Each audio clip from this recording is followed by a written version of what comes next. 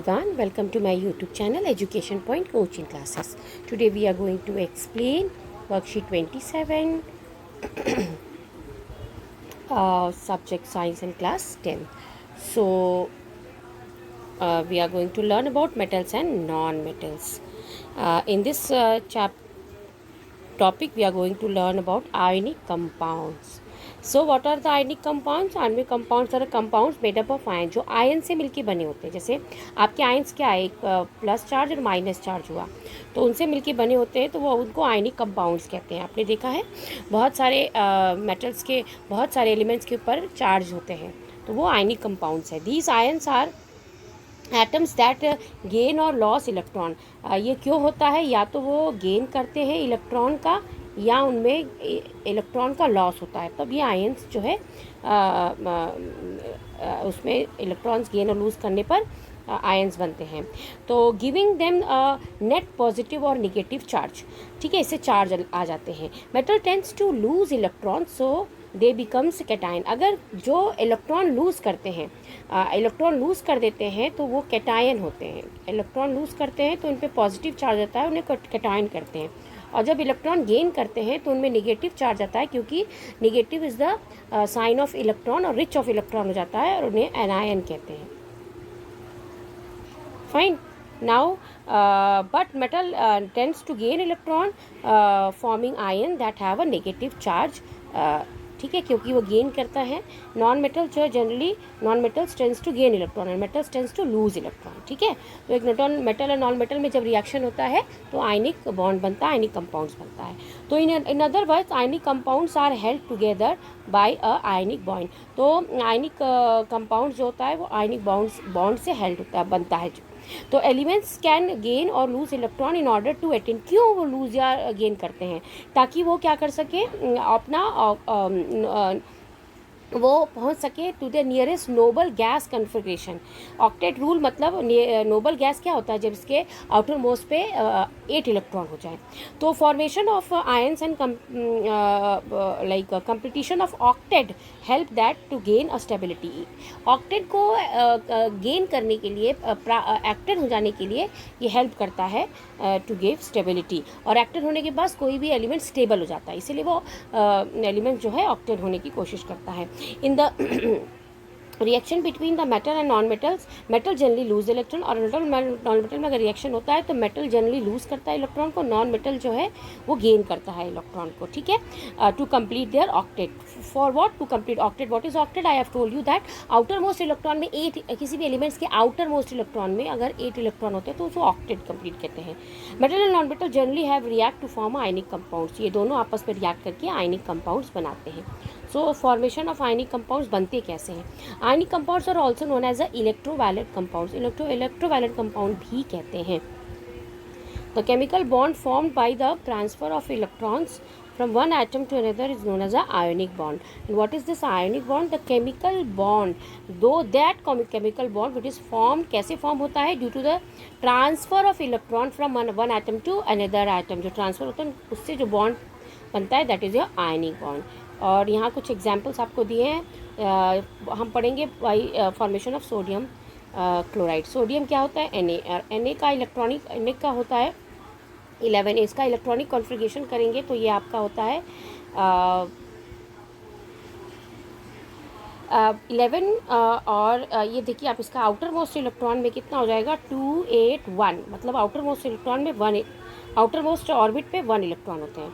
और अगर आप क्लोरीन को लेंगे, so if you take chlorine, तो क्लोरीन का होता है 17 और इसका इलेक्ट्रॉनिक कॉन्फ़िगरेशन होता है 2, 8 और 7. इसका मतलब इसके आउटर मोस्ट इलेक्ट्रॉन में 7 इलेक्ट्रॉन होते हैं. तो क्या होगा अगर सोडियम के पास 1 है और इसके पास 7 है? ऑक्टेट होने के लिए दोनों के आउटर मोस्ट में 8 होना चाहिए. ठीक है, तो अगर ये अपना 1 इलेक्ट्रॉन जो है क्लोरीन को दे देगा, सोडियम अपना 1 इलेक्ट्रॉन लूज़ करके क्लोरीन को दे देगा, तो क्या हो जाएगा? जब जैसे ही वो हट जाएगा तो इसके आउटर मोस्ट पे 8 इलेक्ट्रॉन हो जाएगा, और जैसे ही 1 इसमें ऐड हो जाएगा, इसके आउटर क्लोरीन के आउटर मोस्ट पे भी 8 इलेक्ट्रॉन हो जाएगा, और दोनों ही अपना ऑक्टेट कंप्लीट कर लेंगे. तो इस तरह से जब हम शेयरिंग होती है, ट्रांसफरिंग ऑफ इलेक्ट्रॉन होता है, गेनिंग और लूजिंग होता है, ऐसे में तो NaCl का आप देख रहे हो, तो उसने Na ने किया अपना एक इलेक्ट्रॉन इसको दे दिया, इससे Na के आउटर मोस्ट पे भी 8 इलेक्ट्रॉन हो गए, क्लोरीन के आउटर मोस्ट ऑर्बिट में भी 8 इलेक्ट्रॉन हो गए। तो चूंकि NO ने एक दिया है तो Na पे +1 पॉजिटिव चार्ज हो जाएगा, पॉजिटिव मतलब लूज ऑफ इलेक्ट्रॉन, और क्लोरीन ने एक गेन किया है तो क्लोरीन पे माइनस आयन चार्ज हो गया, क्योंकि minus means gain of 1 electron, 1 minus gain of 1 electron, 1 positive lose of 1। ठीक है, तो अब इसी तरह मैग्नीशियम क्लोराइड को हम करेंगे। मैग्नीशियम का क्या होता है, Mg, यहाँ पर Mg दिया हुआ है। मैग्नीशियम का आपका होता है 12, तो इसके आउटर मोस्ट इलेक्ट्रॉन हो गया 282, एंड क्लोरीन आपका अभी अपने पढ़ा 7। यहाँ क्लोरीन 2 है, तो क्लोरीन 2 है तो दोनों क्लोरीन में से एक जो है एक क्लोरीन को चला जाएगा, दूसरा जो है दूसरे क्लोरीन को चला जाएगा। इससे मैग्नीशियम के आउटर मोस्ट पे 8 हो गया और क्लोरीन के भी 8 हो गए, और ये आपस में मिलके क्या बना दिया, MgCl2 बना दिया। इस तरह से होता है bonding.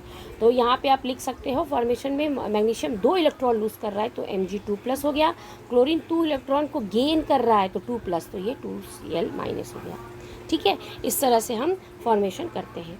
So let us do the practice question now. What are the anion and cation, अभी आपने पढ़ा how are these anion and cation form. जब आप ऊपर यहाँ पे it is mention very nicely, when a metal tends to lose the electron so they become the cation have a net positive charge, non metal is tends to gain the electron forming anion for a negative charge. तो जब किसी भी element पे plus charge होता है तो वो आपका प्लस मानी लूज़ कर रहा है, कैटायन है, और माइनस होता है तो वो एनायन कहलाता है। Fine. So second question is that how are ionic bond form. Ionic bond बनता कैसे है, तो अपना ऑक्टेन को कंप्लीट करने के लिए क्या करते हैं, एक दूसरे से इलेक्ट्रॉन का ट्रांसफ़र करता है, एक इलेक्ट्रॉन लूज़ करता है, एक इलेक्ट्रॉन गेन करता है, जिससे आयनिक बॉन्ड बनता है। So the chemical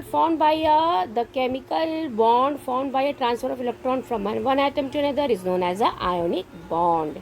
Fine. Now question number 3 is why atoms tends to gain or lose electron.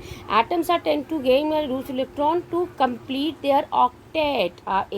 सबकी अपने को स्टेबल, सबको स्टेबल, हर एलिमेंट स्टेबल होना चाहता है। स्टेबल होने के लिए आउटर मोस्ट पे 8 इलेक्ट्रॉन होता है, तो octane help to gain stability. तो elements can gain or lose electron in order to attain their nearest noble gas conformation formation of the, यहाँ से लेकर पूरा है, of the completion of octane which helps to get the stability.